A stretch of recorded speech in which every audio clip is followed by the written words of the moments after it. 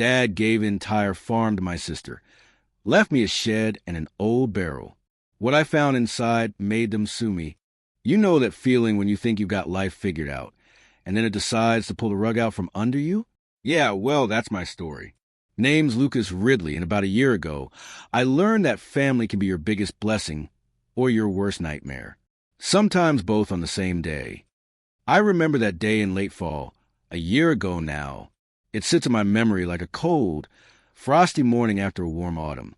Our old farmhouse kitchen, which always smelled like fresh baking and homey comfort. That day only reeked of bitterness and betrayal. Mom and Dad, Tom and Carol, sat at the table with faces I barely recognized.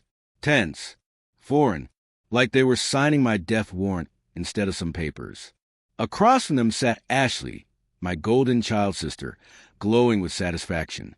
Her smile was too wide, eyes too bright, like she'd already tried on the crown of a world that yesterday had been ours to share.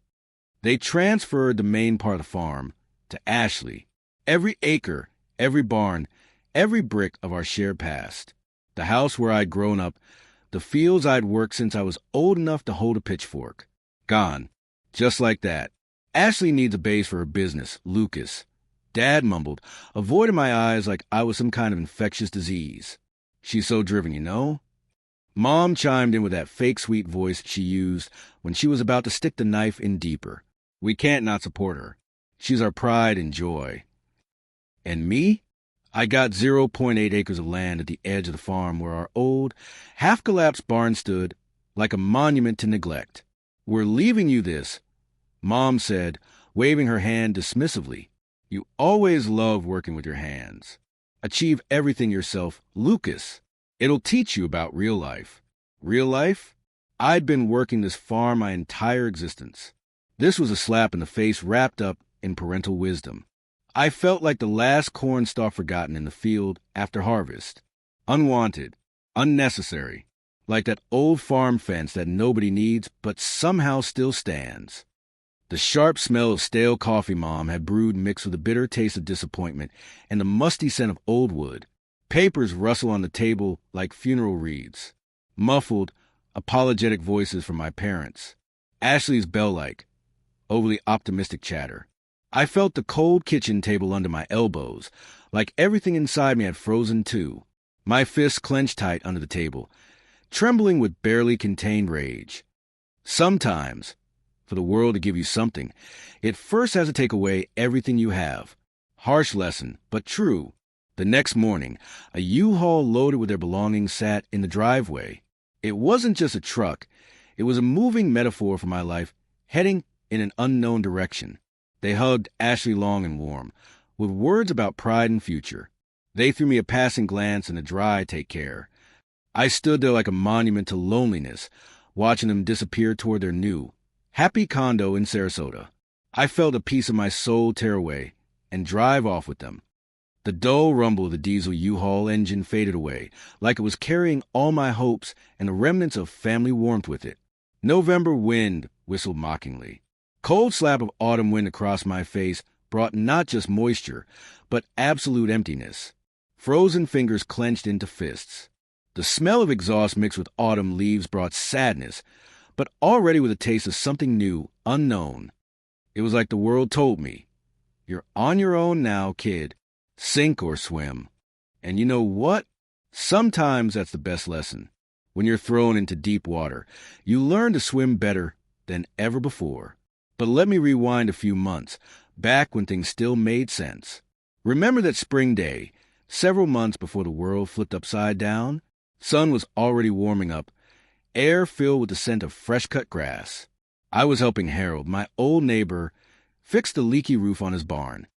Harold Brown was a real gentleman of the old school. Unlike my own family, he always saw something more in me. We finished with the roof, and Harold led me inside the barn. There, among dusty old tools and cobwebs, stood this massive, dark brown, ancient oak barrel. It commanded attention with its mystery, like it had traveled here from another era. "Wow, what's this amazing old barrel, Harold?" I asked, touching its rough surface. "Looks like it's been through something. It's got history." Harold smiled warmly, patting the barrel like an old friend. Ah, this? This isn't just any barrel. Lucas. This is an old Scotch whiskey barrel from '62. Came to me for a very important service, many years ago. She's seen plenty. Got her own story. Believe me, there's some kind of, well, some magic in her, some mystery that travels with her. His weather hands trace the metal hoops with genuine affection.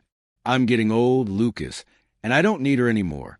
Don't have anywhere to put her, but throwing her away. I just can't bring myself to do it. She's too special to just give to any random person.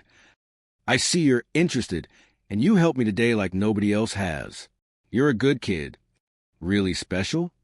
I asked, examining the barrel more closely. Yes, and I want her to be yours. But not just like that. My wife, God rest her soul, always said, even a small gift should be handled with respect if it has value. And this barrel has value, history, memories. Harold pulled out some papers from his jacket, so I prepared the paperwork. This is an unconditional gift of personal property. I just want to be sure she goes to someone who'll appreciate her, and so nobody later questions who she belongs to. The warm, sunny smell of weathered cedar mixed with light aroma of dry tobacco and old wood, the scent of history itself. Dull thump of metal barrel hoops when Harold gently tapped them, and the soft rustle of the gift deed papers. Rough texture of old barrel wood under my fingers as I examined her. Light touch of paper when Harold handed me the contract. She'll find her place with you, I'm confident. Maybe she'll bring you luck, or at least pleasant memories, like she did for me. Peace of mind is important to me, and with documents, it's always more peaceful. I smiled then, thinking this was just another quirk of old Harold, who was always a bit otherworldly. But I agreed. I felt warm from his words. People rarely gave me proper gifts. Who could have thought that this barrel with her own story would write my own, much bigger and more dramatic tale? So there she was, my special barrel. I hauled her to my barn carefully. Harold had spoken so warmly about her, and I respected his feelings. To me, she was just an interesting keepsake, something that belonged to me personally, unlike all the other farm property that was now foreign because it belonged to Ashley. I positioned her by the barn wall, under the rain gutter. Well, old girl, I muttered, patting her side, you'll be collecting rainwater. Not the most glorious purpose, sure, but it's all I can offer right now. If only I'd known that my fate was hidden in this weathered wooden vessel. Distant, long moo of a cow from a neighboring farm added surrealism to my new homestead, and soft thud of the barrel settling into damp earth. Rough surface of the barrel as I dragged her, and soft, cool earth under my bare feet. Moist smell of earth and old wood, mixed with light aroma of fresh rain. Life's funny that way. First it takes everything, then it gives, but never where you expect. It's like looking for your car keys and finding treasure instead. Irony at its finest. I set the barrel upright, opening down, to collect rainwater. This was my small, unwanted household, but it was mine, and that was what mattered. Every thump as I leveled her in the mud echoed in me with a light, but unclear premonition. The photo from my iPhone, img_0501.jpg with that day's exit date, was the only proof that the barrel was truly my thing. About a year ago now, twilight was setting in, sky covered with heavy, lead-colored clouds. Air became thick, electrified. Hurricane Helena was approaching, and I felt the pressure in the air rising, mirroring the pressure in my soul. Maybe it was premonition of change, but then I only thought about protecting what remained of my property, my animals, my small piece of the world. Phone warnings grew more alarming. Category 2. Wind speeds up to 85 miles per hour. It was like prophecy of the end of the world, just local scale. Wind started just rushing, then its whistle turned into a howl that chilled to the bone. Numbers on my phone kept climbing. 45 miles per hour, then 60, then terrifying 85. This wasn't just wind. This was nature's rage swirling around my little barn. Late that evening, when the hurricane peaked, real Armageddon began. Power went out, and I fought an invisible enemy in impenetrable darkness. Wind roared like 1,000 demons, rain fell like a wall, and lightning momentarily snatched chaotic scenes from the darkness. The sound of my barn roof tearing apart, tin sheets ripping away with metallic screech, was like a cry of despair echoing in my soul. Somewhere in that chaos, a heavy thud. But my hands were trying to hold the livestock gate shut, my mind focused on keeping what little I had left from complete destruction. I was fighting to secure the animals that trembled with terror. Everything was priorities then, and survival trumped curiosity. The barrel was the least of my concerns when my whole world was coming apart at the seams. Piercing whistle of tin roof sheets trying to tear away from rafters. Sharp smell of ozone and fresh rain water that promised trouble mixed with the scent of fear. Feeling a cold wind cutting right through the spiked clothing and stinging from tiny raindrops hitting my face. It was like that old saying, when life give you 100 reasons to cry, show 1,000 reasons to smile. But then I could barely find one reason not to cry. Morning came when the wind finally calmed. I saw the devastation. The barn lay in splinters and the barrel rested on her side in a pool of foul-smelling mud. Like a fallen soldier no one came back for. I glanced at it once. Just once. Too tired to care about some old container that was now just another piece of debris in my ruined life. I'll deal with this mess tomorrow, I muttered, feeling my eyes heavy with exhaustion. But under that sticky, disgusting clay, something waited. Something that would change everything I thought I knew about luck, family, and justice. The storm hadn't just destroyed. It had uncovered. It had brought something closer to the surface, waiting for someone foolish enough to dig through the mess. I didn't know it yet, but fate had already made its move. I just had to survive that night. So there I was, staring at the aftermath of Hurricane Helena like I was looking at the wreckage of my entire existence. But you know what they say about hitting rock bottom. At least you know which way is up. And sometimes, just sometimes, rock bottom has a trapdoor with something incredible waiting underneath. That sunrise was different. It didn't promise a new day. It promised bone-cracking work. The acrid smell of stagnant water and yeast hit my nose like the aroma of forgotten hopes, mixed with the scent of wet earth. My muscles groaned with every effort, accompanied by the squelching of mud under my boots. Cold, sticky muck clung to my hands like persistent thoughts about financial ruin. I approached the cleanup with caution. Every movement sent pain shooting through my muscles. The barrel reeked of misery, but I was used to dirty work. Though I had no idea just how golden this particular job would turn out to be, or how ironically the universe loves to play its jokes. Every step felt heavy, like I was trudging through my own shattered dreams. I rolled the barrel upright, carefully, trying not to slip in the muck. Every movement was laborious, and I cursed its existence. But what can you do? Work is work. Then I pried open the bung, preparing myself for the worst aroma imaginable. This mud was so thick and foul-smelling that I mentally christened it Devil's Swamp. Each scoop was like stepping into the unknown. But as they say, sometimes the purest things hide in the deepest muck. I didn't know then how prophetic that saying would prove to be. I felt my stomach clench from the smell, but I kept going because I had no choice. It was like digging my own grave, but with hope of finding treasure. I grabbed an old metal bowl and started scooping out this black-as-night sludge. It was thick as syrup and stank like an old basement full of rotting sauerkraut. This wasn't just mud, it was the concentrated essence of all my problems, or so it seemed. Sharp, unpleasant smell of rotten fermentation that made me nauseous, forcing me to grimace. Monotonous scraping of the metal spade against the barrel bottom, accompanied by the squelching of mud, the feeling of slimy, viscous mass clinging to the spade, then dripping off like tears of disappointment. I was ready to throw it all away, but some inner stubbornness kept me going. And then, when I'd lost any hope for something good, when I was ready to give up, light broke through that filth. This was when the story flipped, for good. My heart stopped, then started pounding like crazy. I saw something shining. It was like seeing a falling star right in your hand, or finding treasure where you were only looking for trash. The last scoop. I was almost done, thinking about a shower and hot coffee to wash off this grime and feeling a failure. And there, amid this foul sludge, I saw something that gleamed. It was wedged in a stave crack, like someone had hidden it there specially for me, a gift from the universe itself. Oh, Lord, I muttered, please don't let this be another piece of Harold's old chandelier. But then the color, it was impossible to describe in words.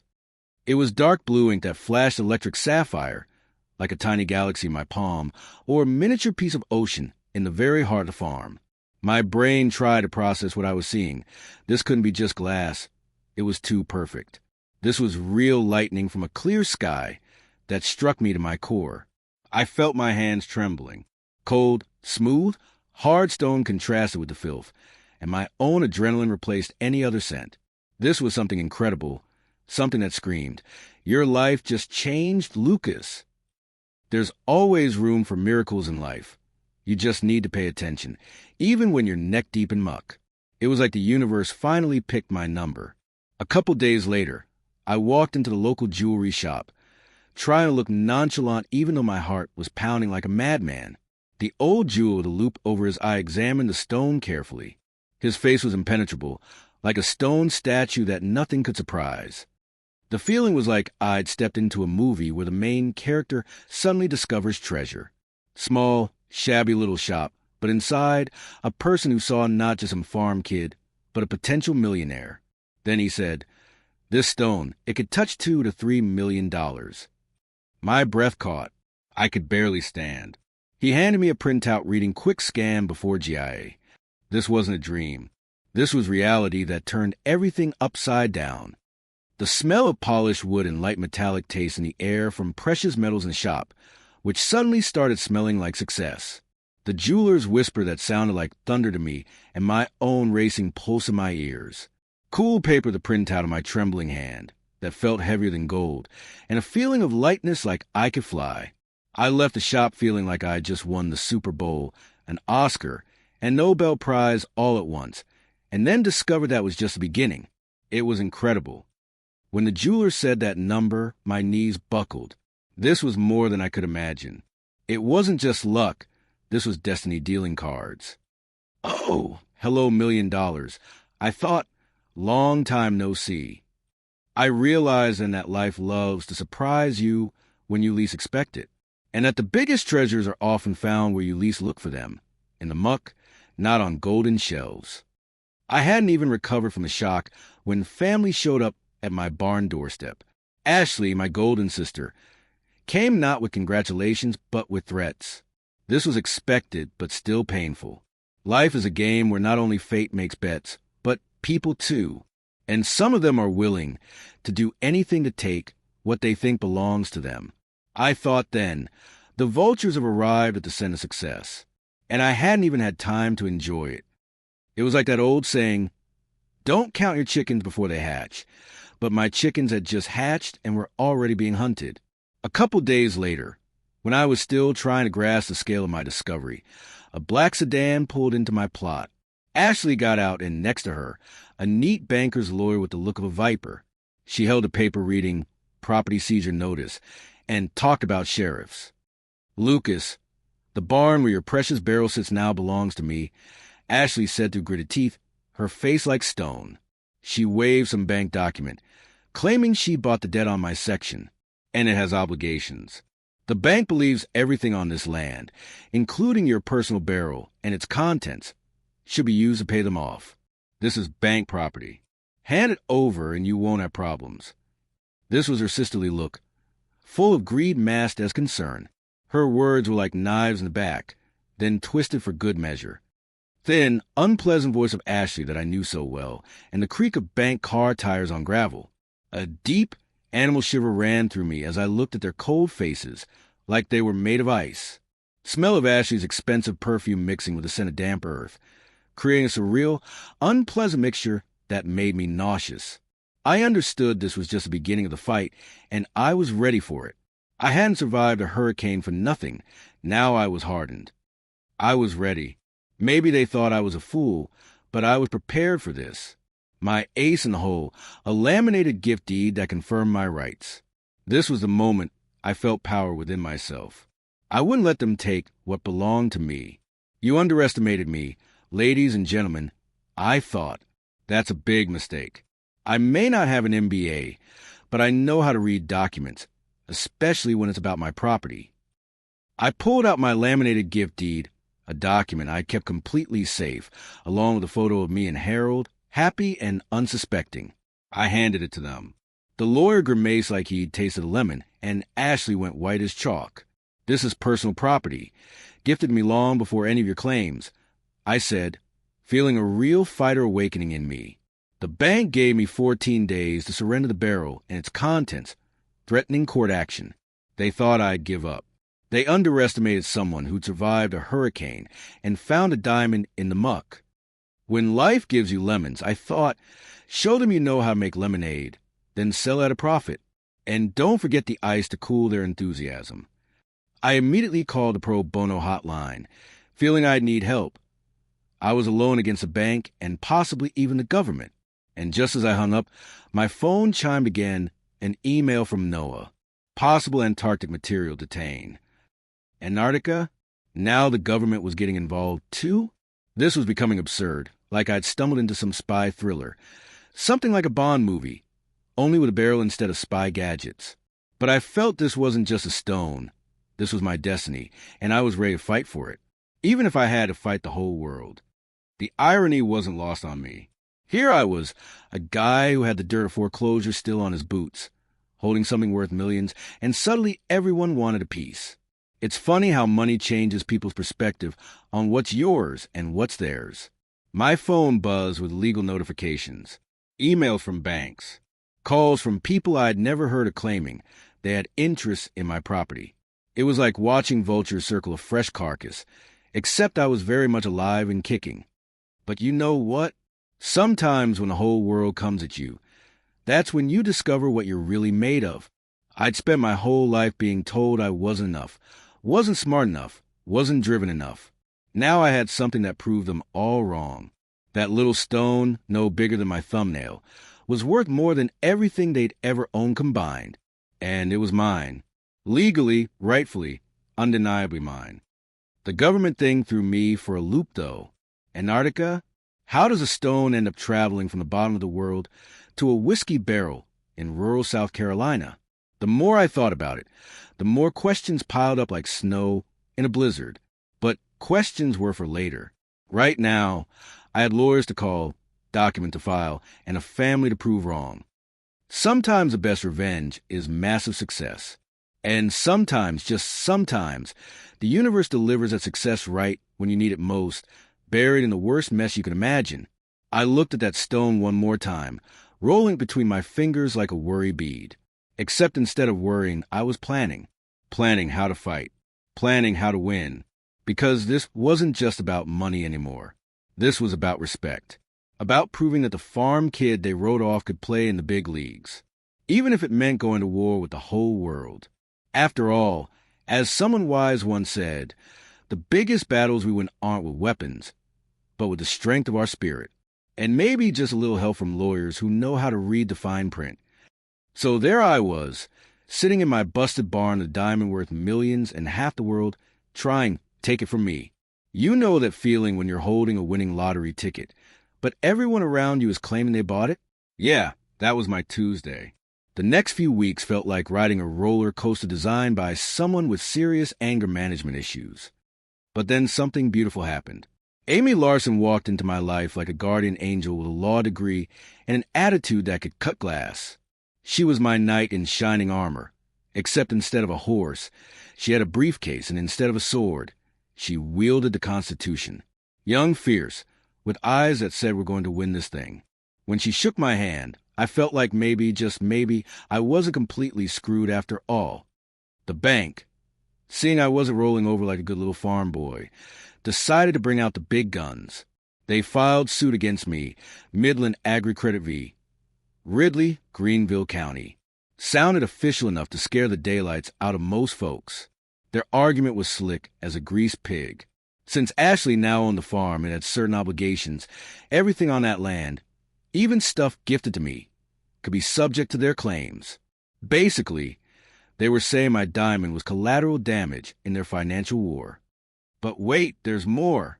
As if dealing with a bank trying to steal my future was enough, NOAA decided to crash the party. They issued a temporary customs order under something called the Antarctic Treaty, demanding to know where my stone came from. Apparently, they suspected it might have been illegally smuggled out of Antarctica because of its unusual blue saturation and crystalline structure. characteristics their computers flagged as potentially matching certain Antarctic geological formations. Perfect. Just perfect. Now I wasn't just some lucky farmer with a valuable rock. I was an international diamond smuggler hiding contraband in whiskey barrels. The smell of old paper and dust from Amy's law office mixed with a sharp scent of anxiety sweat, mostly mine. The sound of her fingers clicking rapidly on her laptop, firing off legal arguments one after another. The weight of federal documents felt crushing in my hands. Amy just smiled like a shark who'd spotted chum in the water. She knew something I didn't. "There's always a solution, Lucas," she said, her voice calm as a lake before a storm. "Sometimes you just have to look under old rocks or in very old documents." That's when we decided to dig deeper into Harold's past. If anyone could clear up this Antarctic nonsense, it was the old man who'd given me the barrel in the first place. So there we were, Harold and me, diving back into his personal archives like a couple of treasure hunters who'd lost their map. His basement looked like a paper graveyard, boxes filled with decades of receipts, bills, auction catalogs, and God knows what else. Everything smelled like dust and time itself. We dug through those boxes like archaeologists searching for the Holy Grail, piece by piece, building a timeline that would save my hide.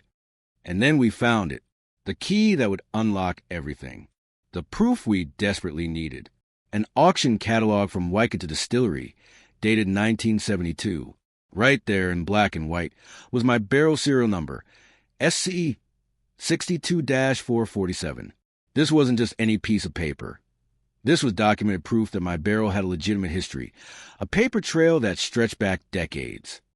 It proved the barrel had traveled the world through proper channels, not smuggled in some midnight operation from Antarctica. This thing had been bought, sold, shipped, and tracked like any other piece of commercial property. Legal as Sunday morning church. Amy's eyes lit up like Christmas morning when I showed her that catalog. She immediately filed a motion to dismiss the bank's claim that the barrel was somehow a fixture, immovable property attached to the land.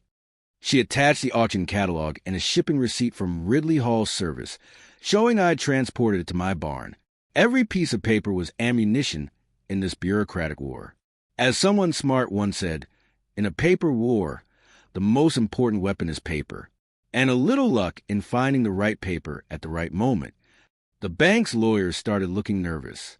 Their confident smirks disappeared faster than free beer at a college party. But here's where things got interesting. The NOAA investigation was still hanging over my head. Federal bureaucrats don't just disappear because you show them a few old receipts. They want answers, and they want them yesterday. Amy worked her magic there, too. She requested full documentation from NOAA about their Antarctic concerns, and what we found was eye-opening. Turns out, someone had flagged my stone based on computer analysis of photos I'd submitted, but they had zero physical evidence it actually came from Antarctica. It was like being accused of stealing someone's car when you had the title, registration, and bill of sale right in your pocket. Pure bureaucratic overreach based on assumptions and algorithms. We submitted Harold's documentation showing the barrel's legitimate commercial history, along with expert geological reports that proved diamonds with similar characteristics could be found in several non-Antarctic locations around the world. The federal hold got lifted faster than morning fog on a summer day. Suddenly, I wasn't an international criminal anymore. I was just a guy with a really valuable rock and some really determined enemies. But the bank wasn't giving up that easily. When their legal arguments started crumbling, they switched tactics. If they couldn't win in court, they'd try to win with cash. The offer came through Ashley, of course. $500,000 cash for a non-disclosure agreement. Just sign on the dotted line. Keep my mouth shut about how they'd try to railroad me and walk away with enough money to buy a nice house somewhere far from here. Ashley showed up at my door like a hungry wolf, waving that check like it was some kind of magic wand that would make all my problems disappear. "Take it, Lucas," she said, her voice dripping with fake sisterly concern. "Your barrel's still on my land, which means it's still under my farm's liens. You're going to lose everything. You know you've never been lucky, and you don't know how to take risks." Her words cut like broken glass, each one designed to hit where it hurt most. She knew all my insecurities, all my doubts, all the places where my confidence was thinnest. The smell of her expensive perfume mixed with the scent of her own ambition. The sound of her high heels clicking impatiently on my wooden porch, like a countdown timer. The feeling of that check between my fingers, crisp and clean, and representing everything I had never had. But I looked at Amy and she just shook her head. One small movement that said everything I needed to know. This was my moment. The moment that would define whether I was the kind of man who took the easy money or the kind who fought for what was right. Whether I was going to let them win through intimidation and family manipulation, or stand up for myself like I should have done years ago. I thought about Harold trusting me with his barrel. I thought about that little spark of hope I'd found in the mud. $500,000. It was more money than I'd ever seen in my life. Enough to start over somewhere else. Maybe buy a little place, live quietly without all this drama and legal fighting. But it was also admission that I didn't deserve what I'd found, that I should be grateful for their scraps instead of fighting for what was mine by right. The bank thought they were being generous. They thought I'd jump at the chance to walk away with what seemed like a fortune to someone like me. They figured I'd take their hush money and disappear into small-town anonymity where I belonged. They were wrong. Dead wrong.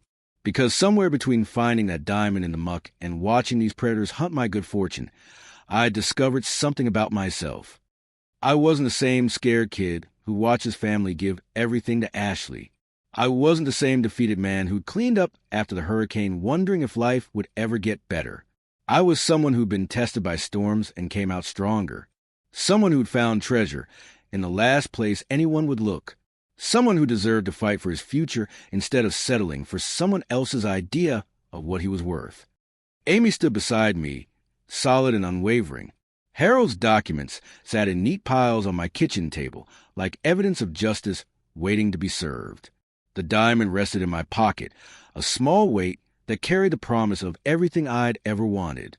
"No," I said, handing back that check. "I'm not taking your money." Ashley's face went through more changes in a kaleidoscope in an earthquake. Shock, anger, disbelief, then something that looked almost like respect before it disappeared behind her usual mask of entitlement. The bank's lawyers shuffled their papers and muttered about court dates and legal consequences. They played their last card, and I called their bluff. But this wasn't over. Not by a long shot. I could see it in their eyes. They weren't done with me yet. When people like to smell money, they don't give up just because you say no. They regroup, they find new angles, they fight dirty if they have to. I was ready for whatever came next. I had the law on my side, the truth in my pocket, and a lawyer who fought like she had something to prove to the world. And somewhere in the back of my mind, I knew the Noah thing wasn't completely finished either. Federal agencies don't like being proven wrong, especially when it makes them look foolish. They be watching, waiting for any excuse to revisit their concerns. Amy must have sensed my thoughts. "If they call again, we'll be ready," she said quietly, her voice carrying the weight of absolute certainty. The bank will be back too, probably with new strategies and deeper pockets. This was just round one of what promised to be a heavyweight fight. But you know what? I was done being afraid, done backing down, done letting other people decide what I was worth. Life always gives you a second chance. It's called tomorrow. But sometimes you have to take it yourself instead of waiting for someone to hand it to you or trying to buy it from you. This was my tomorrow, and I was going to earn every minute of it. Those 72 hours were the longest of my life, like I'd fallen into some slow-motion thriller where I was the main character, but nobody had given me the script. Every minute stretched like taffy, pulling my nerves to the breaking point. Judges, lawyers, witnesses, it was all like a movie, except the stakes were my life, my future. This was my battle for justice, and I felt like I was standing on the edge of something huge. I held on like a rock during a storm, ready to take any hit but never surrender. Day one hit like a freight train, carrying bad news. The courtroom was everything you'd expect from a legal drama, except the smell was real, old paper and disinfectant, like a hospital with a side of bureaucratic warfare. The judge, a stern woman with eyes like X-ray machines that could see right through your soul, got straight to business. "Mr. Ridley, we need evidence of the barrel's location before the farm transfer to Miss Ashley. That's the key to this case." Her words fired like a starting gun. I felt tension building in the room. Every eye locked on me like I was the main event at a boxing match. The bank's lawyer stepped up first, his voice slithering like a snake in expensive shoes. We demand the original gift deed be produced. Our information suggests it may have been conveniently lost, or that this alleged gift was an attempt to avoid legitimate financial obligations of the farm now owned by our client, Ashley Ridley. Amy jumped up to protest, showing our copy, but the judge wasn't having it. We need the original or a duplicate with proper signature and notarization. Hearing is postponed until tomorrow so you can provide this document. That hit below the belt, like someone had pulled the rug out from under me just as I thought we were winning. I figured we were almost home free, and here comes another roadblock. But Amy just pressed her lips together. We'll find it. Harold should have a second copy. The sharp, official voice of the judge echoed in the courtroom silence like a whip crack, mixed with the quiet whispers of spectators. The long creak of the bank lawyer's chair as he settled back with satisfaction. Cold hardness of the wooden bench under my hands helped calm the shaking, but couldn't touch the trembling inside. The smell of old paper and disinfectant reminded me of a hospital, but with an undertone of battle. Day 2. Amy and Harold surprised everyone again. We'd called Harold the night before. Of course, he found the second signed and notarized copy of the gift deed. I told you, Lucas, I always do everything by the book. He smiled over the phone, and his words were like balm on my soul. Next day at 9 sharp, Amy triumphantly handed it to the court. Then I stood up. My hand shook a little, but my voice was solid as an old oak. I showed my iPhone with the EXIF date, IMG_0501.jpg. Where young, naive me stood next to Harold and a barrel. Then came Harold on screen through Zoom. Despite having suffered a stroke, his eyes were clear and his voice sharp. He told how he'd gifted me the barrel, long before any financial operations with the farm. I watched the bank's lawyer turn pale as a ghost, his face crumbling like a broken pitcher. Then the NOAA expert testified. I sat holding my breath, waiting for the verdict that could change everything. And finally, he said those magic words. With high probability, the stone left Antarctica before 1961. Therefore, it's not subject to Antarctic Treaty provisions. My smile stretched from ear to ear, though I tried to hide it. The court immediately lifted the freeze. Freedom. It was like having a massive weight lifted off my shoulders. The bright phone screen showing the photograph, Harold's face on the Zoom screen with his hope-inspiring smile, and the terrified faces of the opposing lawyers. Harold's clear but weak voice echoing through the courtroom, mixed with the clicking of the court reporter's keyboard. Confidence started flowing through my body as I felt the support and saw my opponent's reaction. After rain always comes sun, but sometimes it brings diamonds with it. The key is remembering to pick them up. Day 3. The finale. The judge announced her ruling. The barrel was personal property, the bank's lawsuit dismissed, and sanctions against the bank for witness intimidation. This wasn't just victory. It was justice triumphant, a loud slap to everyone who'd never believed in me. I felt like it was all worth fighting for. I'll remember this day forever as the day David beat Goliath. And I was at David, just without a sling but with a stack of documents and faith in justice. The judge delivered her final decision. Her words rang clear as morning bells. The court rules. The barrel transfer by Harold Brown to Lucas Ridley under gift deed is personal movable property. Farm ownership claims do not apply to it. Midland Agri Credit's lawsuit regarding claims to the barrel and its contents is dismissed. Her words were like music. Then she added, and sanctions will be applied against the bank for improper actions and witness intimidation. Knockout. I barely held back tears, feeling a lump rising in my throat. This was victory not just for me, but for everyone who'd ever felt overlooked, ignored, written off. As Winston Churchill said, never, never, never give up. I didn't give up, and the world saw it. This was my cherry on top, my sweet moment of triumph that I'd earned myself. But before I could even process the full weight of victory, my phone buzzed. Email from Heritage Auctions. Reserve set at $2.8 million. Live broadcast soon. My heart skipped a beat, like I'd just downed a double espresso. Then, seconds later, an SMS from a broker in Dubai. private offer $3 million. This was like choosing between a calm river and a stormy ocean, between a bird in the hand and two in the bush. Should I risk it? Should I trust the auction system that might bring more or might bring less? Or take the sure thing? This was the hardest decision of my life. But I knew I wasn't the same guy who would have just given up. I was ready to take the risk.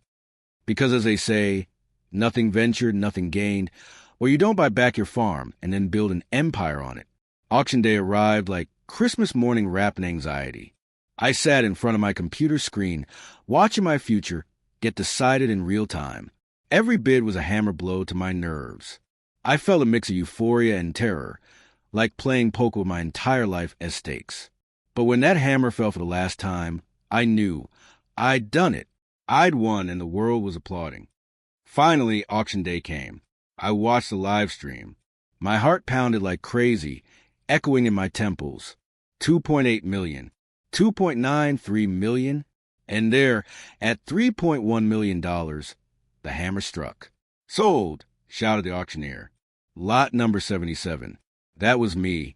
I couldn't believe it. It was like a fairy tale, except this was my fairy tale, written in blood, sweat and mud, now decorated with diamond sparkle. Always believe in miracles, because you might become one yourself, or just find them in an old barrel gifted by a wise old man. The loud, clear sound of the auctioneer's hammer rang out like a victory salute, mixed with joyful shouts from other people watching the broadcast. Changing numbers on the screen, the auctioneer's face, his gestures like he was conducting the orchestra of my success. Trembling hands from excitement, then warm feeling of relief spreading through my body like a warm wave of happiness. This was a feeling you couldn't buy with any amount of money. It was priceless. After all commissions and taxes, I had about $2.2 million left.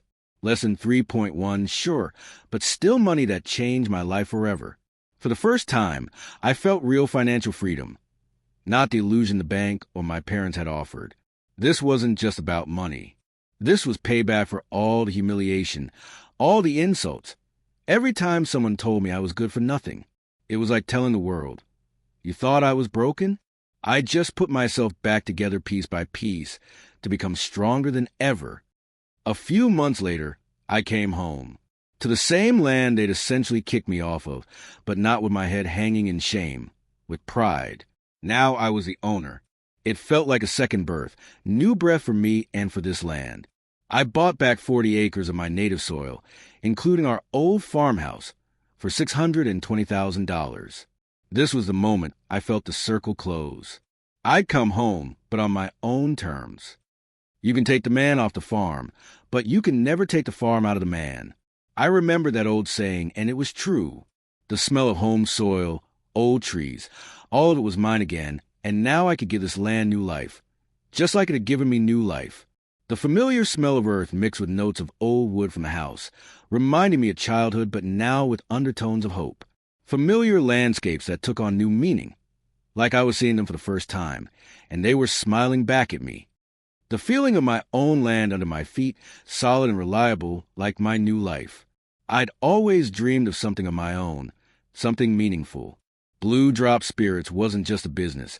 It was my dream made real, my answer to all the hardships, my success story told in every drop. This year's grand opening was amazing. I saw the faces of people who came to support me, their eyes bright with joy for my success. I got a USDA green grant that added prestige and environmental credentials to the company.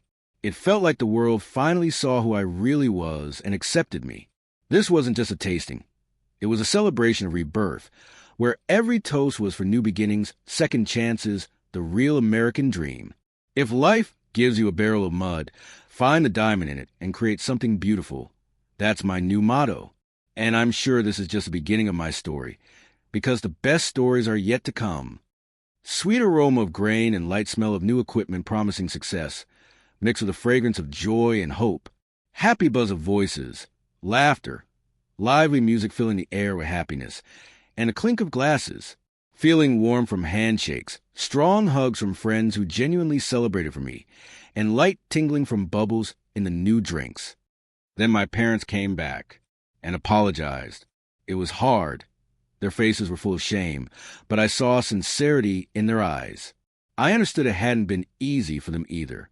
I offered them the guest house for $1 a year in exchange for help around the property. This was my way of showing I'd changed, but hadn't forgotten the lessons. Mom looked at me with tears streaming down her cheeks. Lucas, we're so sorry we were so blind. Dad was quiet for a long time, looking at his hands, then raised his eyes to mine. I betrayed you, son, but I'm proud you became better than us. You're a true Ridley. I gave them a second chance, but on my terms. And Ashley? She works at Blue Drop Spirits as an accountant. Without fanfare, she just said briefly, I know I made mistakes. I'm ready to work and prove I'm worth something. Give me a chance. I answered, there's only one currency here, results. Welcome to accounting. No special privileges, no management positions, no business projects. This was a fair ending to this chapter. Not revenge, but restored balance. Sometimes the best way to defeat enemies is to make them friends, or at least employees who realize their mistakes and are ready to work to fix them. I thought my story was over, but life, as always, threw me a new surprise. The carpenter working on restoring the old barn found a second seal barrel behind a false wall. It had clear markings, Frost 1962, and interestingly a nameplate, reserved for Sir C. Haldane. My heart started beating faster again, like I'd found another treasure or gotten another chance from fate. It was like an invitation to a new adventure, to a new chapter of my life. I realized some storms leave behind not just destruction, but more gifts than you can imagine. The key is learning to see them, learning to value them, and being ready for the next chapter. Looks like the adventure is just beginning, because life is a constant adventure, and you never know what's waiting for you around the next corner or behind the next wall.